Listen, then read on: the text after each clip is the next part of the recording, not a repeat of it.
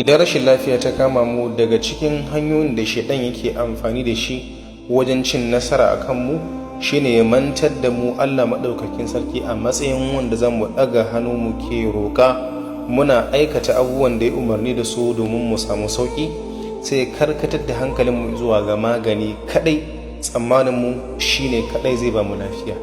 Shi sa ga cewa mutum ya shiga jarrabawa, ya yi ta yin magani in Allah maɗaukakin sarki bai kaddara cewa sauƙinsa ya zo ba. Mun manta cewa wani lokaci Allah maɗaukakin sarki yana jarraba mu da rashin lafiya ne domin ya jawo mu zuwa gare shi. Wataƙila mun yi nesa daga gare shi, sai ya sanya mana rashin lafiya domin ya sa mu tuna shi, mu matso zuwa gare shi, muna ɗaga hannu muna roƙansa, muna aikata abubuwan da yake so. Mun manta da cewa sadaka tana da muhimmanci sosai, tana daga cikin abin da magabata suke amfani da ita wajen neman tsanantuwa zuwa ga samun sauƙi akan rashin lafiyar da suke da shi. Ibn al-Qayyim rahmatullahi alaihi yake cewa mu karan kanmu mun jajjaraba ba da sadaka domin mu samu sauƙi akan rashin lafiyar da muke fama da shi, kuma Allah madaukakin sarki ya ba mu lafiya. Sa'annan mun ma wasu umarni su ma sun yi sadaka, Allah madaukakin sarki ya ba su lafiya sakamakon wannan sadaka din. Babban likitan musuluncin da ake kira Hassan bin Ahmad bin Hassan bin Hammam yake kawo wani kissa a cikin littafinsa mai suna at-tadawi bis sadaka. Wani bawan Allah da suka kasance shi da iyalansa suna tara kuɗi a cikin asusu.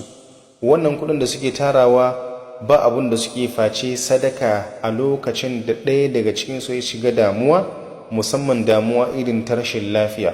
Wannan asusu suka sa masa as-sunduqus sadaka, ma'ana asusu ne kawai na sadaka.